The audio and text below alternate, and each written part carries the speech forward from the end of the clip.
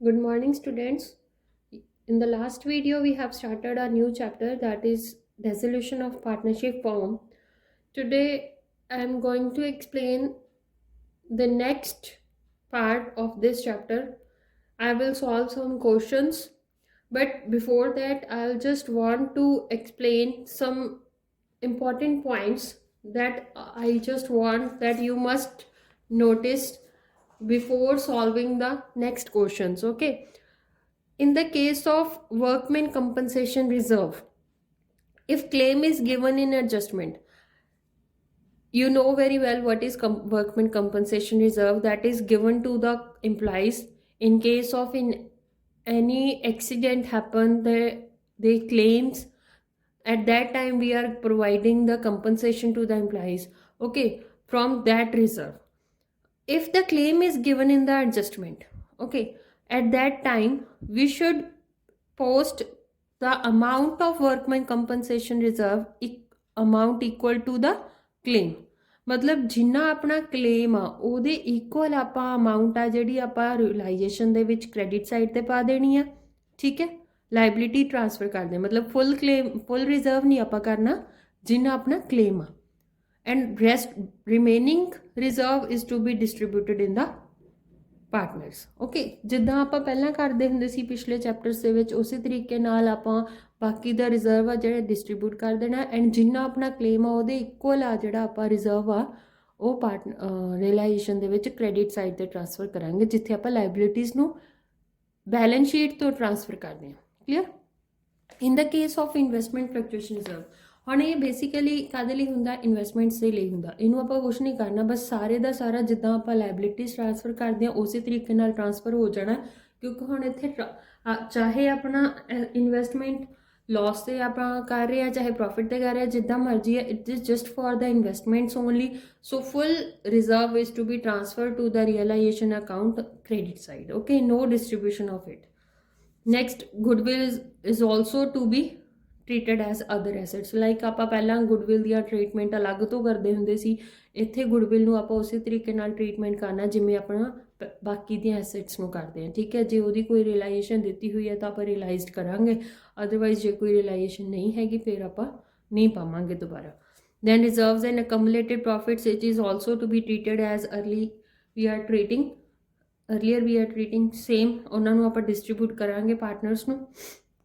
then spouse loan like A and B are partners, ਠੀਕ ਹੈ, Mrs A the loan ਆ ਉਹਨੂੰ ਆਪਾਂ ਆਊਟਸਾਈਡਰ ਲਾਇਬਿਲਿਟੀ ਹੀ ਮੰਨਣਾ ਹੈ, ਕਿਉਂਕਿ A ਆਪਣਾ ਪਾਰਟਨਰ ਆ, ਚਾਹੇ ਉਹਦਾ ਸਪਾਊਸ ਆ ਜਿਹੜਾ ਉਹ ਆਪਣਾ ਆਊਟਸਾਈਡਰ ਹੀ ਹੋਏਗਾ। ਠੀਕ ਹੈ, so we should treat the spouse as we are treating the outside liabilities like the creditors. Okay, same for the partners loan. ਜੇ ਕੋਈ ਪਾਰਟਨਰ ਨੇ ਲੋਨ ਲਿਆ ਹੋਇਆ ਉਹਦੀ ਜਰਨਲ ਐਂਟਰੀ ਆਪਣੀ ਇਹ ਆਏਗੀ, partners loan account debit to bank ਔਰ ਕੈਸ਼ ਅਕਾਊਂਟ। ਠੀਕ ਆ, ਉਹਨੂੰ ਆਪਾਂ ਰਿਲੇਸ਼ਨ 'ਚ ਨਹੀਂ ਪਾਵਾਂਗੇ ਕਿਉਂਕਿ ਉਹ ਆਪਣਾ ਆਊਟਸਾਈਡਰ ਨਹੀਂ ਹੈਗਾ। then last, employees provident fund. Employees provident fund, it is related to the employees only, so it is also a outsider liability. Just remember these points before solving the next questions. मतलब हमेशा ये तुसी वैसे याद रखने हैं, पहला ਜਿਹੜੇ मैं क्वेश्चन सॉल्व ਕੀਤੇ ਸੀ जस्ट बेसिक क्वेश्चन ਸੀ, ਹੁਣ ਆਪਾਂ ਥੋੜੇ ਜਿਹੇ 8 points ਨਾਲ related question solve ਕਰਾਂਗੇ। so we will move forward to the next questions. so I will solve question number 32 from the TS Garewal 2018 edition. okay, I will directly solve it, meanwhile I will explaining. okay, so first of all they have given Mrs. Rita Chaudhary and Miss Sobha, two partners are there. ठीक है, Rita Chaudhary and Miss Sobha. clear? so profit and losses share equally. These are the liabilities and assets. Mr. Chaudhary loan they have given, so this is our outsider liability. ਹੁਣ ਇਹ mister Chaudhary loan ਆ, ਚਾਹੇ ਉਹ ਰੀਤਾ ਦਾ husband ਆ ਚਾਹੇ ਕੋਈ ਵੀ ਆ, ਉਹ ਆਪਣਾ ਆਊਟਸਾਈਡਰ ਲਾਇਬਿਲਿਟੀ ਆ। ਠੀਕ ਹੈ, ਦੈਨ ਆਪਣੇ ਕੋਲ ਆ ਐਡਜਸਟਮੈਂਟਸ ਦਿੱਤੀਆਂ ਹੋਈਆਂ ਨੇ। So we will start solving the realisation account. ਆਪਾਂ ਇਹਨੂੰ ਸਟਾਰਟ ਕਰਦੇ ਹਾਂ ਮੇਨਟੇਨ ਕਰਨਾ। ਕੈਸ਼ ਐਂਡ ਬੈਂਕ ਦੋਨੋਂ ਆ ਇੱਥੇ। ਸੋ ਇੱਥੇ ਤੁਸੀਂ ਜਿਹਦੀ ਅਮਾਊਂਟ ਜ਼ਿਆਦਾ ਵਾ, ਜਿਵੇਂ ਬੈਂਕ ਦੀ ਅਮਾਊਂਟ ਜ਼ਿਆਦਾ ਵਾ, ਤਾਂ ਤੁਸੀਂ ਸਾਰੀਆਂ ਟ੍ਰਾਂਜੈਕਸ਼ਨ ਬੈਂਕ ਦੇ ਵਿੱਚ ਹੀ ਪਾਓਗੇ। ਬੇਸਿਕਲੀ ਜੇ ਤੁਹਾਨੂੰ ਦੋਨੋਂ ਦਿੱਤੇ ਹੋਣਗੇ ਤਾਂ ਤੁਸੀਂ ਸਾਰੀਆਂ ਟ੍ਰਾਂਜੈਕਸ਼ਨ ਬੈਂਕ ਦੇ ਥਰੂ ਹੀ ਪਾਓ। ਠੀਕ ਹੈ, I will explain how to solve for the cash ਦਾ ਕੀ ਕਰਨਾ ਬਾਅਦ ਵਿੱਚ ਦੱਸ ਦੂੰਗੀ। So first of all stock, book debts, plant and machinery and land and building, ਇਹਨਾਂ ਨੂੰ ਆਪਾਂ ਟ੍ਰਾਂਸਫਰ ਕਰ ਦੇਣਾ realization account debit side. See, stock, debtors, plant and machinery and land and building, same. Then from this side, creditors, bills payable, Mr. Chaudhary loan, and from here provision for doubtful debts, सारे ਆਪਾਂ as it is he transfer कर देने हैं। ठीक है, creditors, bills payable, Mr. Chaudhary loan, full। ठीक है, sorry, I have not mentioned that PFDD, but in calculating I have taken। okay, सारे ਆਪਾਂ ਲੈ ਲਏ। then ਹੁਣ ਤੁਸੀਂ ਕੀ ਕਰਨਾ, ਹੁਣ ਆਪਾਂ ਐਡਜਸਟਮੈਂਟ ਫਾਈਂਡ ਆਊਟ ਕਰ ਦੇਖਾਂਗੇ। Mrs Rita Chaudhary undertook to pay Mr Chaudhary loan, means ਉਹਨੇ ਟੇਕ ਓਵਰ ਕਰ ਲਿਆ, ਮਤਲਬ ਲਾਇਬਿਲਿਟੀ ਟੇਕ ਓਵਰ ਕੀਤੀ। ਆਪਾਂ ਪਹਿਲਾਂ ਲਾਇਬਿਲਿਟੀ ਇੱਧਰ ਲਿਖੀ ਹੋਈ ਸੀ, ਤਾਂ ਹੁਣ ਆਪਾਂ ਕ੍ਰਾਸ ਬਣਾਵਾਂਗੇ to Mrs Rita's capital account. ਕੀ ਟੇਕ ਓਵਰ ਕੀਤਾ ਉਹਨੇ? ਮਿਸਟਰ ਚੌਧਰੀ ਦਾ ਲੋਨ। ਕਿੰਨੇ ਦਾ ਸੀ? 15,000। ਉਹਨਾਂ ਨੇ ਆਪਾਂ ਨੂੰ ਕੋਈ ਮੈਂਸ਼ਨ ਨਹੀਂ ਕੀਤਾ ਕਿੰਨੇ ਦਾ ਕੀਤਾ, ਤਾਂ ਆਪਾਂ ਸੇਮ ਅਮਾਊਂਟ ਲਿਖ ਦੇਣੀ ਹੈ। And took over 50% of the stock at a discount of 20%। ਹੁਣ ਉਹਨੇ ਜਿੰਨਾ ਆਪਣਾ ਸਟਾਕ ਆ ਟੋਟਲ 75,000 ਦਾ 50% ਡਿਸਕਾਊਂਟ ਲਿਆ ਵਾ 20% ਡਿਸਕਾਊਂਟ 'ਤੇ।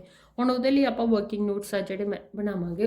ਆਈ will explain in the working notes that 75,000 ਆਪਣੇ ਸੀਗੇ, ਉਹਦਾ 50% ਕਿੰਨਾ ਹੋ ਗਿਆ?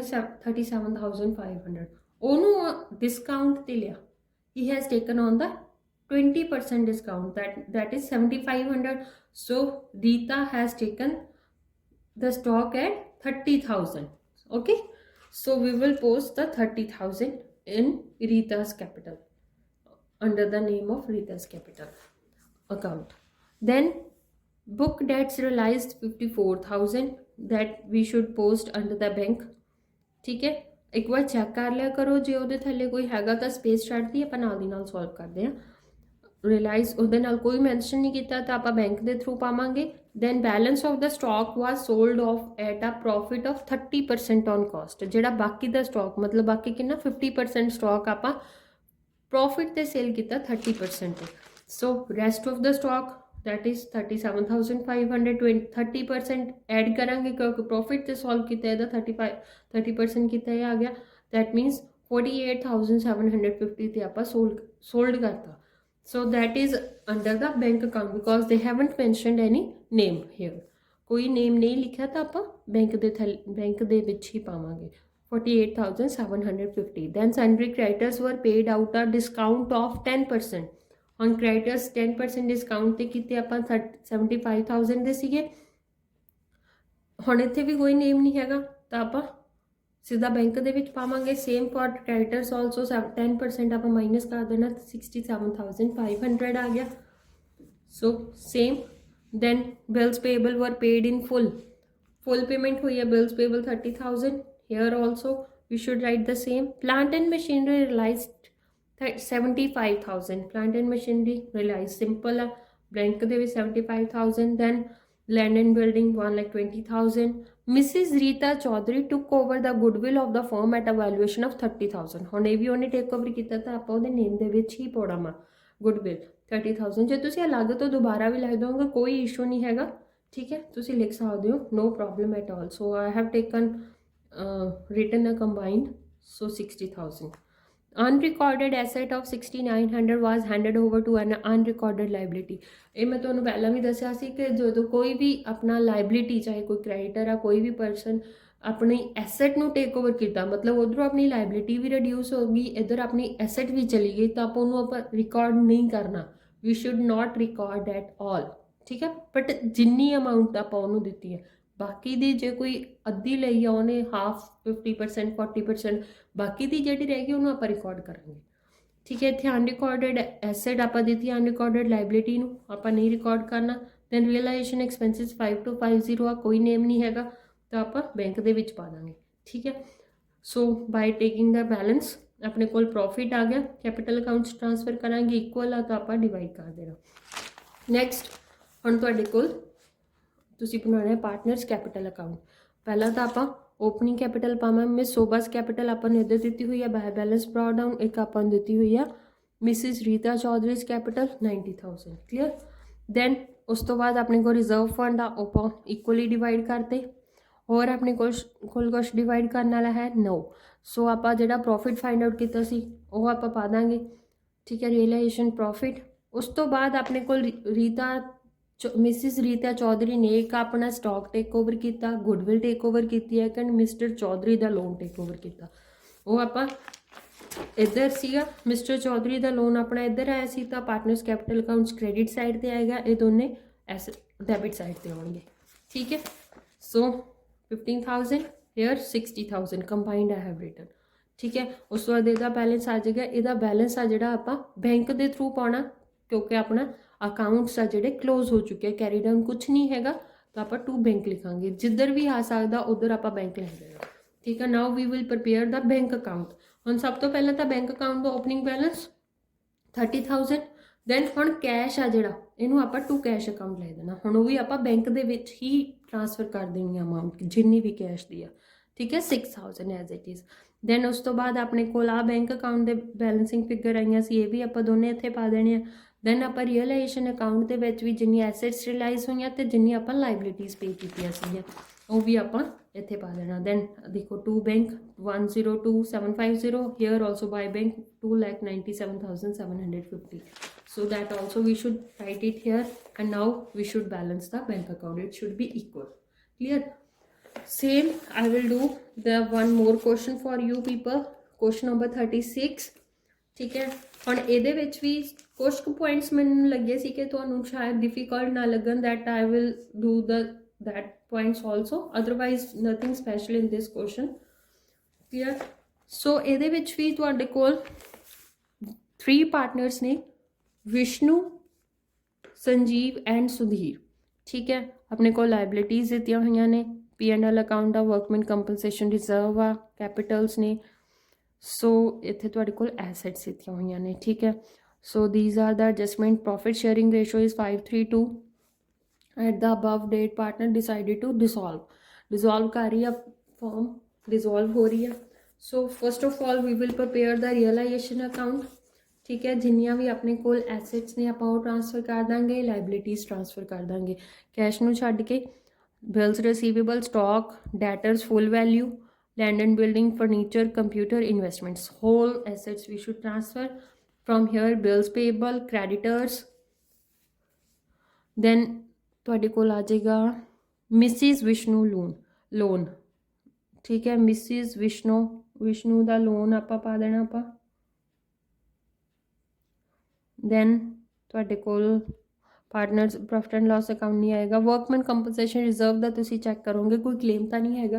देखो इत्थे तुहाडे कोल bills receivable, debtors, furniture, last से लिखा है the firm retrenched their employees 3 months before the resolution.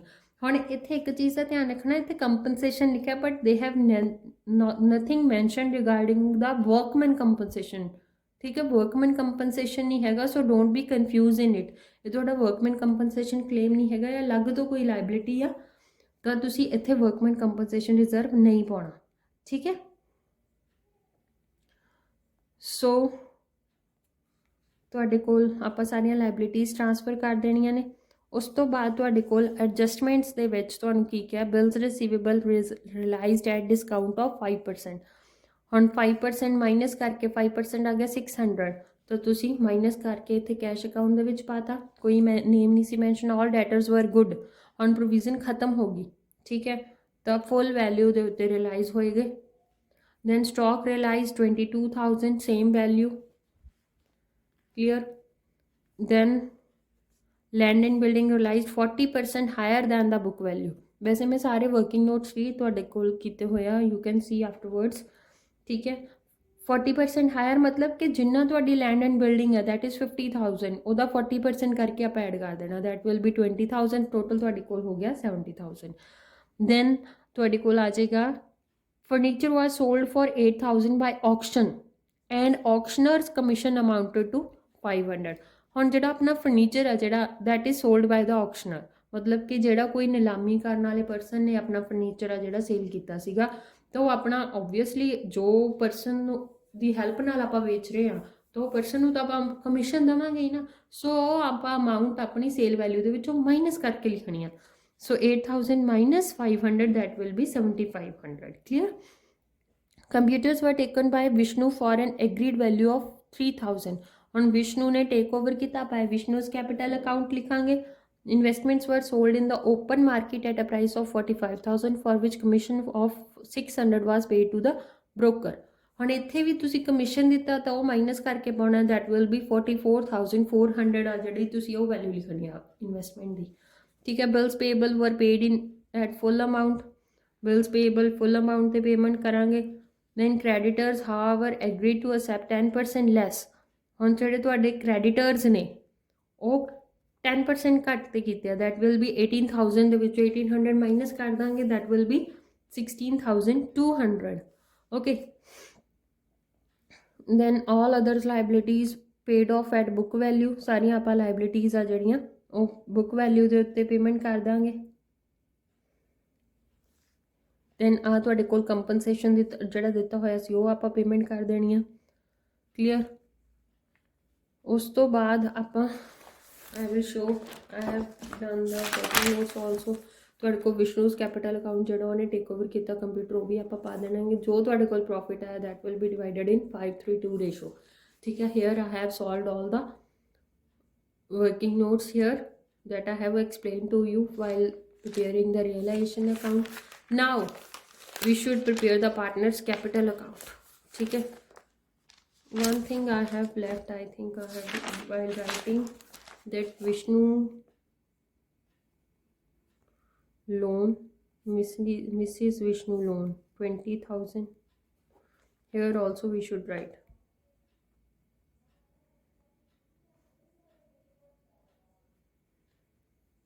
ठीक है। दोनों साइड से लिखना है।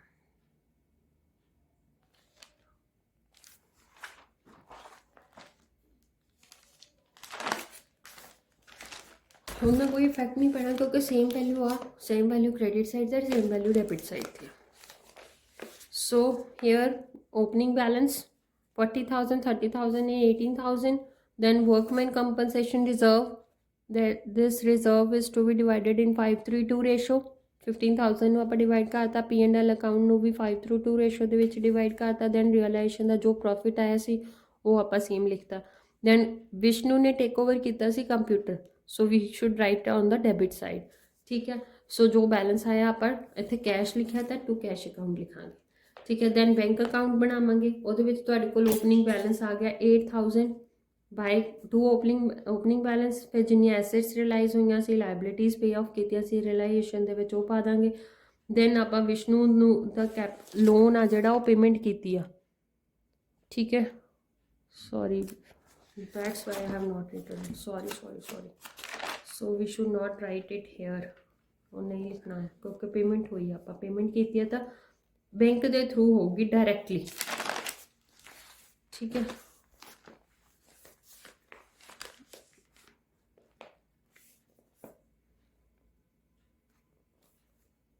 ਇਹ ਮਿਸਿਸ ਨਹੀਂ ਹੈ, ਮਿਸਟਰ ਹੀ ਆਊਗਾ।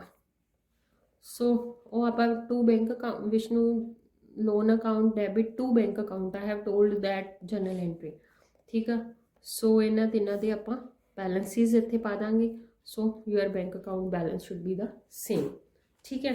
ਸੋ I have solve these question just for you people. ਇਹਦੇ ਵਿੱਚ ਕੁਛ ਨਿਊ ਨਹੀਂ ਸੀਗਾ, ਜਸਟ ਥੋੜੇ ਇੰਪੋਰਟੈਂਟ ਪੁਆਇੰਟਸ ਜਿਹੜੇ ਮੈਂ ਤੁਹਾਨੂੰ ਦੱਸੇ ਸੀ ਉਹਨਾਂ ਦਾ ਧਿਆਨ ਰੱਖਣਾ ਤੁਸੀਂ। Now I will tell you how to compose the journal entries after preparing these accounts। ਤੁਹਾਡੀ ਬੁੱਕ ਦੇ ਵਿੱਚ ਜਰਨਲ ਐਂਟਰੀਜ਼ ਪਹਿਲਾਂ ਦਿੱਤੀਆਂ ਹੋਈਆਂ ਨੇ, ਜੇ ਤੁਸੀਂ ਡਾਇਰੈਕਟਲੀ ਜਰਨਲ ਐਂਟਰੀਜ਼ ਕਰੋਗੇ that will be just too difficult for you people. ਹੁਣ ਮੈਂ ਤੁਹਾਨੂੰ ਨਾਲ ਦੀ ਨਾਲ ਇਹਨਾਂ ਦੀ ਅਕਾਊਂਟਸ ਦੀ ਰੈਫਰੈਂਸ ਦੇ ਨਾਲ ਤੁਹਾਨੂੰ ਦੱਸੂਗੀ ਕਿ ਤੁਸੀਂ ਜਰਨਲ ਐਂਟਰੀਜ਼ ਕਿਸ ਤਰੀਕੇ ਨਾਲ ਕੰਪੋਜ਼ ਕਰਨੀਆਂ ਨੇ। That will be very much easy for you. Okay. थोड़ी एक दो आप इलस्ट्रेशन सॉल्व करके दस देनी है। Then I will solve one question, वो तो ईजी लगेगा। ठीक है। So first of all, illustration number 5 of your book. A took over 50% of the stock at a discount of 20%. ठीक है, ए ने टेक ओवर किया। ਹੁਣ ਤੁਸੀਂ ਇਹ ਯਾਦ ਕਰੋ ਕਿ ਰੀਅਲਾਈਜੇਸ਼ਨ ਦੇ ਵਿੱਚ ਜਦੋਂ ਕੋਈ person partner asset take over ਕਰਦਾ ਸੀ ਤਾਂ ਆਪਾਂ ਕਿਹੜੀ ਸਾਈਡ ਤੇ ਪਾਉਂਦੇ? ਸਭ ਤੋਂ ਪਹਿਲਾਂ ਤਾਂ ਐਸੈਟਸ ਆਪਾਂ ਕ੍ਰੋਸ ਬਣਾਉਂਦੇ ਸੀ ਟ੍ਰਾਂਸਫਰ ਕਰਨ ਦੇ ਲਈ। ਐਸੈਟਸ ਤੁਹਾਡੀਆਂ ਰਾਈਟ ਸਾਈਡ ਤੇ ਹੁੰਦੀਆਂ ਨੇ ਬੈਲੈਂਸ ਸ਼ੀਟ 'ਚ। ਆਪਾਂ ਪਹਿਲਾਂ ਐਸੈਟ ਟ੍ਰਾਂਸਫਰ ਕਰਨ ਲੱਗੇ ਡੈਬਿਟ ਸਾਈਡ ਕਰਦੇ ਸੀ, ਉਸ ਤੋਂ ਬਾਅਦ ਆਪਾਂ ਫਿਰ ਕ੍ਰੋਸ ਬਣਾਉਂਦੇ ਸੀ, ਆਪਾਂ ਕ੍ਰੈਡਿਟ ਸਾਈਡ ਤੇ ਪਾਉਂਦੇ ਸੀਗੇ। ਠੀਕ ਹੈ, ਸੀ ਆਪਾਂ ਇੱਥੇ ਪਾਈਆਂ ਸੀ ਪਹਿਲਾਂ ਐਸੈਟਸ, ਫਿਰ ਉਸ ਤੋਂ ਬਾਅਦ ਇੱਧਰ ਪਾਈਆਂ ਸੀ। ਜਦੋਂ ਕੋਈ ਪਰਸਨ ਟੇਕ ਓਵਰ ਕਰਦਾ ਸੀ ਐਸੈਟ ਆਪਾਂ ਇੱਧਰ ਪਾਉਂਦੇ ਸੀ, ਤੇ ਇਹਦੀ ਜਰਨਲ ਐਂਟਰੀ ਕੰਪੋਜ਼ ਕੀ ਹੋਏਗੀ? ਉਹ ਪਾਰਟਨਰ ਨੂੰ ਆਪਾਂ ਡੈਬਿਟ ਕਰਾਂਗੇ ਟੂ ਰੀਅਲਾਈਜੇਸ਼ਨ ਅਕਾਊਂਟ। ਸੀ ਇੱਥੇ ਵੀ ਉੱਦਾਂ ਹੀ ਕੀਤਾ ਹੋਇਆ। ਏਜ਼ ਕੈਪੀਟਲ, ਏ ਨੇ ਟੇਕ ਓਵਰ ਕੀਤਾ, A's capital account debit to realisation. ਹੁਣ ਉਹਨਾਂ ਨੇ ਕਿੰਨੀ ਅਮਾਊਂਟ ਕਹੀ ਆ? 50% of the stock at a discount of 20%। ਹੁਣ ਬੁੱਕ ਵੈਲਿਊ ਆਫ ਸਟਾਕ ਕਿੰਨੀ ਆ? 4 ਲੱਖ ਆ। 50% ਮਤਲਬ 2 ਲੱਖ ਦੀ ਗੱਲ ਕਰ ਰਹੇ ਆ। 2 ਲੱਖ ਦਾ 20% ਆਪਾਂ ਮਾਈਨਸ ਕਰ ਦੇਣਾ, ਉਹਦਾ ਜਿੰਨਾ 2 ਲੱਖ ਦਾ 20% ਹੋਊਗਾ ਉਹ ਮਾਈਨਸ ਕਰ ਦੇਣਾ। 10% ਆ ਗਿਆ ਤੁਹਾਡਾ 20,000, ਮਤਲਬ 40,000 ਮਾਈਨਸ ਕੀਤਾ 1,60,000 ਸੀ। ਠੀਕ ਹੈ, ਹੁਣ remaining stock was sold at a profit of 30% on cost. Same ਆਪਾਂ ਪਹਿਲਾਂ ਕੁਐਸਚਨ 'ਚ ਕਰਕੇ ਹਟੇ ਹਾਂ, ਇਹਨਾਂ ਦੀ ਕੋਈ ਉਹ ਨਹੀਂ ਹੁੰਦੀ ਵੀ 30% ਅਬਵ ਆ ਤਾਂ ਮਾਈਨਸ ਮਤਲਬ ਪਲੱਸ ਮਾਈਨਸ ਤੁਸੀਂ ਕਨਫਿਊਜ਼ ਹੋ ਜਾਣਾ, ਬਸ ਜਸਟ ਉਹਨੂੰ ਲਿਖ ਕੇ ਕਰਕੇ ਦੇਖਣਾ। ਠੀਕ ਹੈ, ਹੁਣ ਇੱਥੇ ਆਪਾਂ ਨੂੰ ਕੋਈ ਮੈਂਸ਼ਨ ਨਹੀਂ ਕੀਤਾ ਕਿ ਕਿਹਨੇ ਟੇਕ ਓਵਰ ਕੀਤਾ। ਸੋ ਇਹ ਕਿਹਦੇ ਵਿੱਚ ਜਾਊਗਾ? ਬੈਂਕ। ਜਦੋਂ ਆਪਾਂ ਬੈਂਕ ਐਸੈਟਸ ਨੂੰ ਆਪਾਂ ਸੇਲ ਕਰਦੇ ਹਾਂ ਤਾਂ ਆਪਾਂ ਬਾਈ ਬੈਂਕ ਪਾਉਂਦੇ ਹਾਂ, ਤੇ ਜਰਨਲ ਐਂਟਰੀ ਕੀ ਬਣੀ? Bank account debit to realisation account. ਠੀਕ ਹੈ, ਹੁਣ ਇਹਦੀ ਕੈਲਕੂਲੇਸ਼ਨ ਕਰ ਲੈਣੀ ਹੈ। 4 ਲੱਖ ਦਾ 50% 2 ਲੱਖ, 2 ਲੱਖ ਦਾ 30% ਆਪਾਂ ਐਡ ਕਰ ਦੇਣਾ 60,000, 2 lakh 60,000। Next debtors 2,64,000, provision for doubtful debts 24,000, 48,000 of the book debts proved bad। ਹੁਣ ਆਹ ਪ੍ਰੋਵੀਜ਼ਨ ਨੂੰ ਤਾਂ ਆਪਾਂ ਦੇਖਣਾ ਹੀ ਨਹੀਂ ਹੁੰਦਾ, ਆਪਾਂ ਤਾਂ ਇਹਦਾ ਦੇਖਣਾ ਹੈ। ਠੀਕ ਹੈ, ਡੈਟਰਸ ਇੰਨੇ ਸੀ, ਆਹ ਬੈਡ ਹੋ ਗਏ, ਆਪਾਂ ਇਹ ਮਾਈਨਸ ਕਰਕੇ ਸਿੰਪਲ ਪਾ ਦੇਣਾ। ਠੀਕ ਹੈ, ਹੁਣ ਇੱਥੇ ਮੈਂਸ਼ਨ ਕੋਈ ਨਹੀਂ ਹੈਗਾ ਕਿ ਆਪਾਂ ਕਿਸੇ ਨੇ ਟੇਕ ਓਵਰ ਕੀਤਾ, ਤਾਂ ਆਪਾਂ ਡੈਫੀਨੇਟਲੀ ਐਸੈਟਸ ਇੱਧਰ ਪਾ ਰਹੇ ਹਾਂ ਤਾਂ bank account debit to realisation minus ਕਰਕੇ ਆਪਾਂ ਸੇਮ ਪਾ ਦੇਣੀ। ਠੀਕ ਹੈ, then building book value 5 lakh sold for 8 lakh through a broker. ਹੁਣ ਮੈਂ ਬ੍ਰੋਕਰ ਵਾਲਾ ਪੁਆਇੰਟ ਤੁਹਾਨੂੰ ਆਲਰੇਡੀ ਸਮਝਾਤਾ। ਜਿੰਨੀ ਵੀ ਅਮਾਊਂਟ ਆਊਗੀ ਉਹ ਆਪਾਂ ਇਹ 'ਚੋਂ ਮਾਈਨਸ ਕਰਕੇ ਪਾਉਣੀ ਹੈ, ਇਹਦੇ ਵਿੱਚੋਂ ਜਿੰਨੇ ਦੀ ਸੇਲ ਕੀਤੀ ਹੈ। 2% ਕਿਹਦਾ ਕਰਨਾ? ਜਿੰਨੇ ਦੀ ਵੈਲਿਊ ਸੇਲ ਹੋਈ ਆ। 8 lakh multiply 2% that will B 16,000। ਠੀਕ ਹੈ, ਸੋ ਇਹ ਆਪਾਂ ਪੇਮੈਂਟ ਕੀਤੀ ਆ। ਜਾਂ ਤਾਂ ਆਪਾਂ ਇਹਦੇ ਦੋ ਟ੍ਰਾਂਜੈਕਸ਼ਨਸ ਆ ਸਕਦੀਆਂ ਨੇ ਦੋ ਤਰੀਕੇ ਨਾਲ, ਜਾਂ ਤਾਂ ਆਪਾਂ ਡਾਇਰੈਕਟਲੀ 8 ਲੱਖ ਦੇ ਵਿੱਚੋਂ 16,000 ਮਾਈਨਸ ਕਰਕੇ ਪਾ ਦਈਏ bank account debit to realisation. ਠੀਕ ਹੈ, ਨਾਲ ਆਪਾਂ ਨਰੇਸ਼ਨ ਕੰਬਾਈਨ ਕਰ ਦਾਂਗੇ। ਜਾਂ ਤੁਸੀਂ ਦੋ ਐਂਟਰੀਜ਼ ਪਾ ਦਿਓ ਕਿ ਇੱਕ bank account debit to realisation account, ਕਿਉਂਕਿ ਆਪਾਂ ਬਿਲਡਿੰਗ ਸੇਲ ਕੀਤੀ ਹੈ 8 ਲੱਖ ਦੀ, 2% ਜਿਹੜਾ ਬ੍ਰੋਕਰ ਨੂੰ ਦਿੱਤਾ ਤਾਂ ਰੀਅਲਾਈਜੇਸ਼ਨ ਟੂ ਬੈਂਕ। ਠੀਕ ਹੈ, ਦੋਨੋਂ ਐਂਟਰੀਜ਼ ਕਰੈਕਟ ਨੇ। Either you post bank account debit to realisation account, ਆਪਾਂ ਇਹਦੇ ਮਾਈਨਸ ਕਰਕੇ 7 ਲੱਖ 84,000 ਆ ਜਾਏਗਾ। ਠੀਕ ਹੈ, then machinery book value 6 lakh was given to a creditor at a discount of 20%। ਹੁਣ ਮੈਂ ਤਾਂ ਤੁਹਾਨੂੰ ਪਹਿਲਾਂ ਹੀ ਕਹਿਤਾ ਸੀ ਜਦੋਂ ਕੋਈ ਵੀ ਕ੍ਰੈਡੀਟਰ ਐਸੈਟ ਲੈਂਦਾ ਤਾਂ ਉਹਨੂੰ ਆਪਾਂ ਰਿਕਾਰਡ ਹੀ ਨਹੀਂ ਕਰਨਾ, ਸੋ ਨੋ ਐਂਟਰੀ, ਨਾਲ ਰੀਜ਼ਨ ਜ਼ਰੂਰ ਮੈਂਸ਼ਨ ਕਰ ਦਿਓ। ਠੀਕ ਹੈ, then investments book value 40,000 realised at 150%। ਹੁਣ ਮੈਂ ਨੇਮ ਕੋਈ ਨਹੀਂ, bank account debit to realisation account. ਹੁਣ 40,000 ਨੂੰ 150% ਕਰਕੇ ਮਲਟੀਪਲਾਈ ਕਰਕੇ ਜਿੰਨੀ ਅਮਾਊਂਟ ਆਈ ਉਹ ਤੁਸੀਂ ਪਾ ਦੇਣੀ ਹੈ। ਦੈਟਸ ਆਲ, ਸਿੰਪਲ ਇਹ ਤੁਹਾਡੀਆਂ ਜਰਨਲ ਐਂਟਰੀਜ਼ ਨੇ, ਨਥਿੰਗ ਐਲਸ। ਓਕੇ, ਬਾਕੀ ਚੀਜ਼ਾਂ ਨੂੰ ਹੋਰ ਕੁਛ ਨਹੀਂ ਹੈਗਾ, ਇਹਨਾਂ ਨੂੰ ਇਸ ਤਰੀਕੇ ਨਾਲ ਤੁਸੀਂ ਪਾਉਣਾ। ਟ੍ਰਾਂਸਫਰ ਦੀਆਂ ਜਰਨਲ ਐਂਟਰੀਜ਼ ਨਹੀਂ ਆਉਂਦੀਆਂ ਹੁੰਦੀਆਂ, ਜਦੋਂ ਕੋਈ ਆਵੇ ਜਸਟ ਇਹੀ ਐਂਟਰੀਜ਼ ਆਉਂਦੀਆਂ ਹੁੰਦੀਆਂ ਨੇ। ਠੀਕ ਹੈ, ਜੇ ਤੁਸੀਂ ਕਹੋ ਤਾਂ ਮੈਂ ਆ ਵੀ ਤੁਹਾਨੂੰ ਸਮਝਾ ਦਿੰਦੀ ਹਾਂ। Then old furniture which had been written off completely in the books was sold for 20,000। ਜਿਹੜਾ ਮਰਜ਼ੀ ਰਿਟਨ ਆਫ ਹੋਇਆ ਚਾਹੇ ਨਹੀਂ ਹੋਇਆ, ਆਪਣਾ ਸੇਲ ਹੋਈ ਆ, ਵੈਲਿਊ ਆਪਣੇ ਕੋਲ ਅਮਾਊਂਟ ਆਈ ਆ, ਸੇਲ ਐਸੈਟ ਸੇਲ ਕਿੱਧਰ ਪਾਉਂਦੇ ਆਪਾਂ? ਬਾਈ ਬੈਂਕ ਲਿਖਦੇ ਹਾਂ ਤਾਂ bank account debit to realisation. ਠੀਕ ਹੈ, ਸੋ ਇਹ ਤੁਹਾਡੀ ਇਹ ਐਂਟਰੀ ਆਏਗੀ। Then Z old customer whose account for 10,000 was written off as bad in the previous year। ਹੁਣ ਚਾਹੇ ਪੁਰਾਣਾ ਕਸਟਮਰ ਆ ਚਾਹੇ ਜਿਵੇਂ ਮਰਜ਼ੀ ਆ, ਆਪਣੇ ਕੋਲ ਹੁਣ ਕੀ ਆ? ਮਨੀ ਆ ਰਹੀ ਆ, ਮਨੀ ਆਈ ਆ ਤਾਂ ਆਪਣੇ ਕੋਲ ਮਨੀ ਕਦੋਂ ਆਉਂਦੀ ਹੈ? ਜਦੋਂ ਕੋਈ ਐਸਟ ਵੀ ਸੇਲ ਕਰਦਾ, ਜਿਵੇਂ ਵੀ ਮਰਜ਼ੀ ਆਪਣੇ ਕੋਲ ਮਨੀ ਉਦੋਂ ਹੀ ਆਉਂਦੀ ਹੈ ਨਾ, ਤਾਂ ਆਪਾਂ ਕੀ ਲਿਖਦੇ ਹਾਂ? By bank. ਤਾਂ bank account debit to realisation ਹੀ ਆਏਗੀ ਇਹਦੀ ਜਨਰਲ ਐਂਟਰੀ ਵੀ। ਕਿੰਨੀ ਪਾਵਾਂਗੇ? 10,000 ਦਾ 70% ਕਰਕੇ 7,000। And next A agree to take over firm's goodwill, ਹੁਣ not recorded in the books. ਚਾਹੇ ਜਿਵੇਂ ਮਰਜ਼ੀ ਆ, ਆਪਣੇ ਕੋਲ ਪਹਿਲਾਂ ਰਿਕਾਰਡਡ ਆ ਚਾਹੇ ਨਹੀਂ ਰਿਕਾਰਡਡ, ਬਟ ਇਹਨੇ ਟੇਕ ਓਵਰ ਕੀਤੀ ਆ, ਐਸਟ ਟੇਕ ਓਵਰ ਕੀਤੀ ਆ, so A's capital account debit to realisation account ਜਿੰਨੀ ਵੈਲਿਊ ਹੈਗੀ ਆ। There was an old computer which had been written off completely from the books. It was estimated to realize 5,000. It was taken by B. Estimated price less 30%. ਹੁਣ ਆਪਣਾ ਪੁਰਾਣਾ computer ਸੀਗਾ 5,000 ਜਿਹਦੀ value ਸੀਗੀ, B ਨੇ take over ਕਰ ਲਿਆ। ਕਿੰਨੀ ਪ੍ਰਾਈਸ ਤੇ? ਜਿੰਨੀ ਤੁਹਾਡੀ ਪ੍ਰਾਈਸ ਆ ਉਹਦਾ 30% ਕੱਟ ਕਰਕੇ ਪਾ ਦੇਣਾ। 5,000 ਮਾਈਨਸ 30% ਆਫ 5,000 ਜਨਰਲ ਐਂਟਰੀ ਕੀ ਆਏਗੀ? ਐਸਟ ਟੇਕ ਓਵਰ ਕੀਤਾ, B's capital account debit to realisation account. ਠੀਕ ਹੈ। Then investment costing ₹20,000 being 1,000 share. ਜਿਹੜਾ ਕੁਛ ਮਰਜੀ ਆਪਾਂ ਨੂੰ ਇਹ ਤਾਂ ਦੇਖਣਾ ਹੀ ਨਹੀਂ, ਆਪਾਂ ਤਾਂ ਦੇਖਣਾ ਉਹਦੀ ਵੈਲਿਊ ਕਿੰਨੀ ਆ, ਕਿੰਨੇ ਤੇ ਆਪਣੇ ਗਏ ਆ। Head been written of from the book. These investments were valued at 15,000 each, 15 each and divided among the partners in their profit sharing ratio. ਹੁਣ ਇਹ ਚੀਜ਼ ਦਾ ਧਿਆਨ ਰੱਖਣਾ ਕਿ ਉਹਨਾਂ ਨੇ ਡਿਵਾਈਡ ਕੀਤੇ ਆ। ਠੀਕ ਹੈ। ਸੋ ਇਹ ਹੁਣ ਕੀ ਕਰਨਾ, ਜਿੰਨੇ ਦਾ ਵੀ ਸੀਗੇ 1,000 ਸ਼ੇਅਰ ਸੀਗੇ, ਹੁਣ ਇੱਥੇ ਦੇਖਣਾ ਪੈਣਾ ਕਿਉਂਕਿ ਉੱਥੇ ਇਹਨਾਂ ਨੇ ਪਰ ਸ਼ੇਅਰ ਦੀ ਵੈਲਿਊ ਦੇਤੀ। ਇੱਥੇ 20,000 ਡਿਵਾਈਡਡ ਬਾਈ 1,000 ਕਿੰਨੇ ਆ ਗਏ? 20 ਸ਼ੇਅਰਸ ਆ ਗਏ। ਠੀਕ ਹੈ, 20 ਸ਼ੇਅਰਸ ਆਏ। ਤਾਂ ਹੁਣ ਆਪਾਂ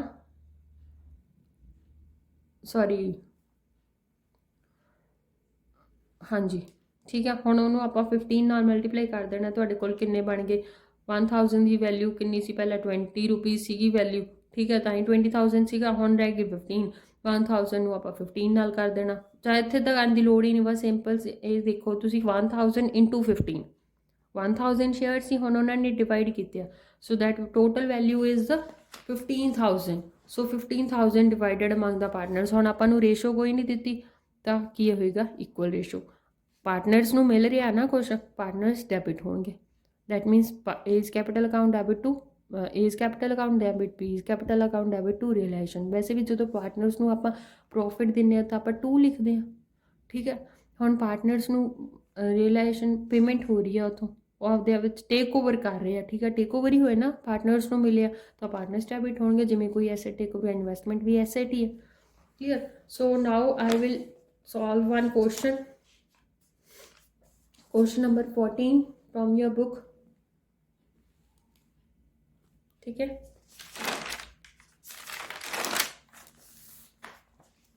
first is stock of 2 lakh. P took over 50% of the stock at a discount of 10%. ठीक है, P ने टेक ओवर किया, पीस कैपिटल अकाउंट डेबिट। चाहे इन्हों दी हड एंट्रीज पा लो चाहे इदा पा लो, दोनों वे सही ने। पीस कैपिटल टू रियलाइजेशन भी पा सकते हो, दैन बैंक टू रियलाइजेशन अलग अलग भी पा सकते हो, दैट्स अप टू यू। ठीक है, जनरल एंट्री होनी चाहिए। 10% डिस्काउंट, हम मैं पहला पूरे वर्किंग नोट्स प्रॉपर ले हुए हैं। ठीक है, 2 लाख का 50% 1 लाख आ गया, कहना 10% डिस्काउंट दैट मीनस 90,000, आप 90,000 इतने पाता। दैन हुण उन्होंने क्या, remaining stock was sold at a profit of 25% on cost. मतलब बाकी का कोई नेम नहीं, मतलब बैंक च जाऊगा, bank account debit to realisation account, वो आप 25% अबव कॉस्ट से भी किया, प्रॉफिट से भी किया, तो आपको 25% ऐड कर देंगे। So total value will be 1,25,000। So तुहाडे कोल 2,15,000 रियलाइजेशन आ गया। Then next is debtors 2,25,000, provision for doubtful debts 25,000, 20,000 of the book debts proved bad। Same ही ने जिदा तुहानूं मैं इलस्ट्रेशन समझाई सी, दोनों समझाइया से उन्होंने मैं कंबाइन करके क्वेश्चन ले लिया। अदर दैन तो ना और क्वेश्चन इन्ना ज़्यादा नहीं आता है।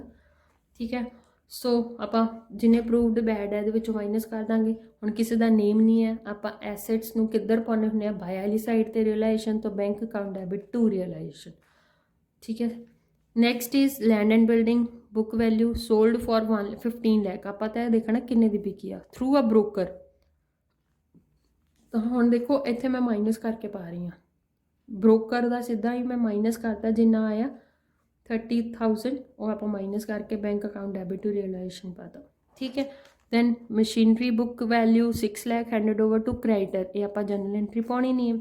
ठीक है, क्योंकि एसेट टेक ओवर कर ली क्रेडिटर ने। Then investment book value realised at 120%, ये आप bank account debit to realisation. ठीक है, बस जो कोई लाइबिलिटी है वो पे करते हैं या टेक ओवर करते तो रियलाइजेशन टू बैंक आ जाना, जो कोई एसेट की गल आ गई तो रियलाइजेशन क्रेडिट हो जाएगा, जो टेक ओवर होया तो एसेट का पार्टनर का नेम, अदरवाइज बैंक। ठीक है, जर्नल एंट्री सिंपल थोड़ी इन्नियां ने। देखो रियलाइजेशन अकाउंट तो बनाने तो बाद तुहानूं ईजी हो जाता है, पहला इन्हों याद करना बहुत मुश्किल है। ठीक है, बाकी जिहड़ियां मैं तुहानूं लोन वगैरह दियां जां रियलाइजेशन एक्सपेंसिस दियां दित्तियां सी, ओह तुहानूं याद करनियां पैणियां ने, जिहड़ा आपां पहलां कीतियां ने। Next is goodwill of 75,000 and prepaid fire insurance. ਹੁਣ ਇੱਥੇ ਸਿੰਪਲ ਵੈਲਿਊ ਦੇ ਦਿੱਤੀ, ਆਪਾਂ ਟ੍ਰਾਂਸਫਰ ਦੀ ਜਨਰਲ ਐਂਟਰੀ ਪਾਉਣੀ ਨਹੀਂ, ਮੈਂ ਤੁਹਾਨੂੰ ਪਹਿਲਾਂ ਹੀ ਦੱਸਿਆ ਸੀ। ਰਿਅਲਾਈਜ਼ ਕਿੰਨੇ ਦਾ ਹੋਇਆ ਉਹ ਕੁਛ ਨਹੀਂ ਦੱਸਿਆ, ਤਾਂ ਆਪਾਂ ਇਹਦੀ ਕੋਈ ਐਂਟਰੀ ਨਹੀਂ ਪਾਉਣੀ, zero, no entry. There was an old furniture of the firm which had been written off completely in the books. This was sold for 10,000. ਹੁਣ ਆਪਾਂ 10,000 ਦੀ ਐਂਟਰੀ, ਕਿੰਨੇ ਦਾ bank account debit to realisation account 10,000। ठीक है, so next is P undertook to pay Mrs. P's loan. P ने take over कर लिया, लाइबिलिटी टेक ओवर की है, सो रियलाइजेशन हम डेबिट हो जाएगा, क्योंकि लाइबिलिटीज़ में आप डेबिट साइड पर पाने होंगे। 2 P's कैपिटल अकाउंट किन्ने का 50,000 का। ठीक है, दैन लास्ट वन, ये थोड़ा ध्यान नाल समझो। Trade creditors 1,60,000, half of the creditor accepted plant and machinery at an agreed value of 54,000 and cash in full settlement of their claim after allowing discount of 16,000। ਉਹ ਕਹਿੰਦੇ ਜਿੰਨੇ ਤੁਹਾਡੇ ਕ੍ਰੈਡੀਟਰ ਸੀ ਉਹਦਾ 50% ਪਲਾਂਟ ਐਂਡ ਮਸ਼ੀਨਰੀ ਨੇ ਲੈਣਾ ਹੈ। ਡੈਫੀਨੇਟਲੀ ਆਪਾਂ ਇਹਨੂੰ ਨਹੀਂ ਰਿਕਾਰਡ ਕਰਦੇ, ਬਟ ਆਪਾਂ ਧਿਆਨ ਨਾਲ ਸਮਝੋ 54,000 ਤੇ ਸੀਗਾ। ਠੀਕ ਆ, ਉਹ ਕਹਿੰਦੇ 16,000 ਡਿਸਕਾਊਂਟ ਦੇ ਕੇ ਬਾਕੀ ਜੋ ਅਮਾਊਂਟ ਬਚਦੀ ਆ ਉਹ ਕਹਿੰਦੇ ਉਹਨਾਂ ਨੇ ਕੈਸ਼ ਕੀਤਾ ਵਾ, ਕੈਸ਼ ਇਨ ਫੁੱਲ ਸੈਟਲਮੈਂਟ। ਹੁਣ ਉਹ ਕਿਵੇਂ ਕਰਨਾ, 50% ਆ ਗਿਆ 80,000, ਅਸੈਪਟਡ ਫॉर 54,000, ਪਹਿਲਾਂ ਤਾਂ ਉਹ ਮਾਈਨਸ ਕਰ ਦਿਓ 54,000। ठीक है, उधर 16,000 का डिस्काउंट माइनस करता, फिर आप बाकी अमाउंट तो उन्होंने कैश च देता 10,000 आ गया। एंड बाकी दे जेडे सीगे वो कहते remaining creditors were paid 90% in final settlement. हम बाकी दे सीगे आप उन्होंने तो पेमेंट की है ना 90% के नाल 72,000, सो इन्होंने दोनों को आप ऐड करके आप टोटल पेमेंट कितनी हुई है 82,000 relation to bank account. That's all, nothing else. एक तो टॉपिक रह गया मैमोरेंडम बैलेंस शीट वाला। ठीक है, वो आप नैक्सट वीडियो के करांगे, so we will complete that topic in the next video. So thank you.